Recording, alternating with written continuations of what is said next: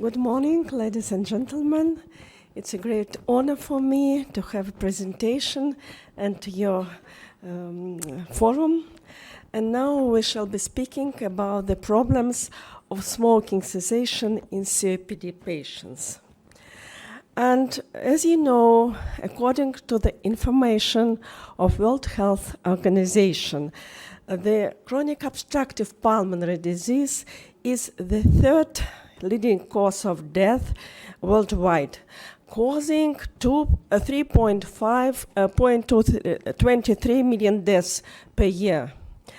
And the main environmental exposure leading to COPD are tobacco smoking and the inhalation of toxic patterns and gases from household and outdoor air pollution. And pulmonologists know very well that COPD is not curable disease, but symptoms can be improved if one avoids smoking, if there will be carried out vaccinations, and basic treatment according to GOLD guidelines is carried out as well. And because of significant social consequences of tobacco smoking, tobacco use control programs have been developed in many countries of the world and in our country as well. And the anti-smoking program was launched at the St. Petersburg Polyclinic number 54 with the leadership of the first St. Petersburg Pavlov State Medical University, and it is still running now. The purpose of this study was to examine the peculiarities of smoking cessation in COPD patients in outpatient practice and to speak about materials and methods. 140 patients have been under investigation in our work, and the average age was approximately 54.5 years, and we examined all our patients by spirometry test, and the moderate airflow limitation has been observed. All patients were assessed on their level of nicotine addiction according to Fagenstrom test and motivation to quit smoking, and besides of all them have been prescribed the basic treatment according to the GOLD guidelines. In majority of cases it was the treatment of two bronchodilators. All patients underwent clinical laboratory testing, spirometry certainly, in prolonged period in dynamic, and were trained in School of Smoking Cessation and received basic treatment. All of this group of 140 patients has been divided into three subgroups. And the first subgroup was comprises 12 patients with initially high motivation. The second group comprises 56 patients with initially insufficient motivation, and at least the most difficult group comprises 72 patients with initially low motivation.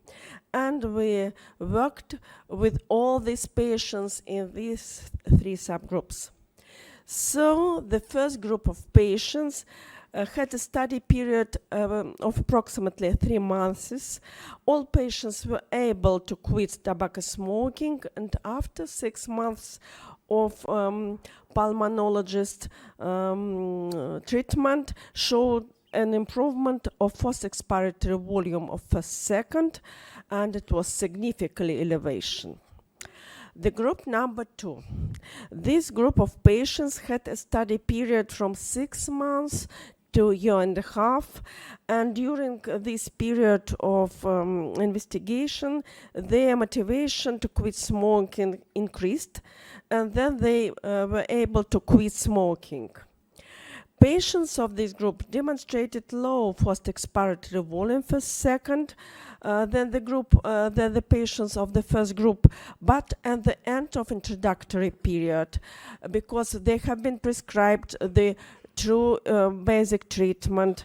The airflow limitation was similar to the group 1, and it had been improved after 6 months of abstinence. And the most difficult group from the ambulatory practice is the group number 3, 72 patients, 51% of all the patients under investigations, with low motivation to quit smoking. We consult these patients, but after pulmonologist's consultation, they were prescribed basic COPD treatment according to the GOLD recommendation, but decided not to continue contacts with pulmonologists, decided to continue smoking, stopped attending the anti-smoking office, and didn't want to visit pulmonologists once more. So only GPs were in contact with these patients.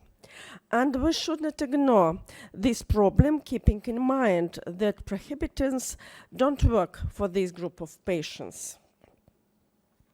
So, conclusions of our investigations. First of all, our study showed that not all patients were motivated to quit smoking, despite individual consultation of pulmonologists and education in cessation school. Secondary, patients of group 1 and 2 were able to quit smoking at least, which indicates the effectiveness of anti-smoking office work. And thirdly, in unmotivated to quit smoking patients, it must be patients of group 2, while introductory period of training, and group 3 patients forever. They didn't want to quit smoking at all. It is reasonable to apply the harm reduction concept to minimize the harms from smoking. And I want to discuss with you some aspects of my presentation.